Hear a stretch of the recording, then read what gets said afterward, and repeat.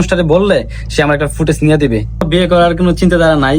তখন আমার এলাকার মানুষ আমার নিয়ে হাসি ঠাট্টা করতো, মানে লজ্জায় আমি মাঝে মধ্যে ঘর থেকে বাড়িতাম না। আপনি আপনার পরিবার নিয়ে দেখতে পারবেন। খুব আসসালামু আলাইকুম প্রিয় বন্ধুরা, আমি রাসেল রানা নতুন আরো একটি ভিডিও নিয়ে আপনাদের সামনে চলে আসলাম। আজকে আমাদের সাথে এমন একজন ব্যক্তি আছেন, আপনারা জেনে অবাক হয়ে যাবেন এবং আপনারা সারপ্রাইজড হবেন। হয়তো এখনো পর্যন্ত সারা বাংলাদেশে মানুষ পৌঁছায়নি, কিন্তু আমাদের নরসিংদী জেলা বিশেষ করে সবাই কিন্তু ওনাকে চিনে। কি ওনার সাথে সরাসরি কথা বলার সুযোগ হয়েছে, আর শত ব্যস্ততার মাঝে উনি আমাকে সময় দিয়েছেন। তো আজকে ওনার সাথে আমি কথা বলবো, চলুন আজকে জেনে নেই ওনার সম্পর্কে কিছু তথ্য।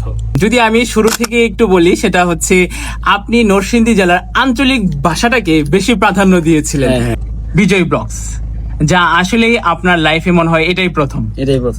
তো আসলে আপনার কিরকম অনুভূতি বা কিভাবে আপনার এই যাত্রাটা গেল? 2023 সালের ডিসেম্বর মাসে মূলত আমার যাত্রাটা শুরু হয়। আমার যে যাত্রাটা ছিল এটা ছিল অনেক বেশি কঠিন। যখন আমি প্রথম অবস্থায় ভিডিও আপলোড করতাম, তখন আমার এলাকার মানুষ আমার নিয়ে হাসি ঠাট্টা করতো। আমি যখন সকালে একটা ভিডিও আপলোড করছি, বিকালে বাহিরে গেলে আমার দেখলে মানুষ টিটকারি দিত। মানে লজ্জায় আমি মাঝে মধ্যে ঘর থেকে বাড়িতাম না, এরকম একটা পজিশনে চলে গেছিলাম। আমার বাবার কাছেও বিচার দিত বা আমার মার কাছেও বলতো, তোমার ছেলে এসব কি করে, এগুলো তো আসলে মানে সুন্দর না, মানুষের একটা শরম লজ্জা থাকা দরকার। আমাদের সমাজ এটা বুঝতো না জিনিসটা আসলে কি। আমি তো বাবা আমার বলতো, তুই কি শুরু করছিস, মানুষ আমার এইটা এটা বলে, এগুলো আর করিস না। মাও আমার বলতো যে তোর লাগে কি শান্তি চলতাম না, এলাকার ভিতরে মহিলারা আমার এটা এটা বলে না। যেহেতু আমার মা বাবা মানে মানুষের কাছে শরম পাইতেছে, তার জন্য এগুলো হয়তো আমার ছেড়ে দিতে হবে আর কি। এভাবে যাইতে যাইতে মানুষের অনেক অপমান সহ্য করতে করতে এক পর্যায়ে গিয়ে আমি যখন 10,000 ফলোয়ার করি, তখন আমার ফ্রেন্ড সার্কেল আমার অনেক সাপোর্ট দিত। এখানে একটু আমি ইন্টারাপ্ট করি, সেটা হচ্ছে অপমান বলতে আপনি তো কোনো অশ্লীল কোনো ভিডিও বানাতেন না, কোনো খারাপ কোনো ভিডিও বানাতেন না। বাংলাদেশের যে সুন্দর সুন্দর যে জায়গাগুলো আছে সেগুলো আপনি সবার সামনে তুলে ধরতেন। ব্লগ গুলা করি, ওইগুলা আপনি আপনার পরিবার নিয়ে দেখতে পারবেন। খুবই চমৎকার। কিছু পার্সোনাল কোয়েশ্চেন করবো, সেটা হচ্ছে ভাই আপনি কি ম্যারিড? এটা সবারই একটু প্রশ্ন। আনমেরিড একজন সিঙ্গেল মানুষ, আমার কোনো গার্লফ্রেন্ডও নাই। এটাই বলে দিলাম, সত্যিটা এক কথাই। আপনার ড্রিম কি, আপনার এম ইন লাইফ কি?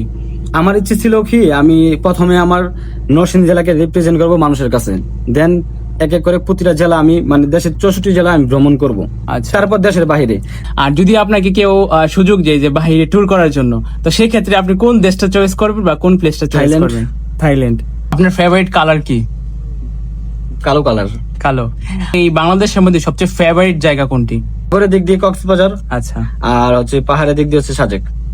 এই দুটো জায়গা আমার খুব পছন্দের। মানে আপনার কন্টেন্ট ক্রিয়েশনের প্রেমে পড়ে একটা ধরেন ধনির দুলালি আপনাকে একটা গাড়ি গিফট করবে, তারপরে ভ্রমণ করার জন্য একটা ডুপ্লেক্স বাড়ি গিফট করবে, পুরোটা আপনার নামে দিয়ে দিবে, গাড়ি দিবে, তারপরে ব্যাংকে ধরেন যে 1 কোটি টাকা দিয়ে দিবে। তো এরকম ধনী দুলালি যারা আছে, তারা যদি আপনাকে অফার করে, আপনি কি অ্যাকসেপ্ট করবেন? কখনোই না। মানে টাকা পয়সা এগুলা দিয়ে কখনো সুখী হওয়া যায় না। সুখী হইতে গেলে একটা মন দরকার।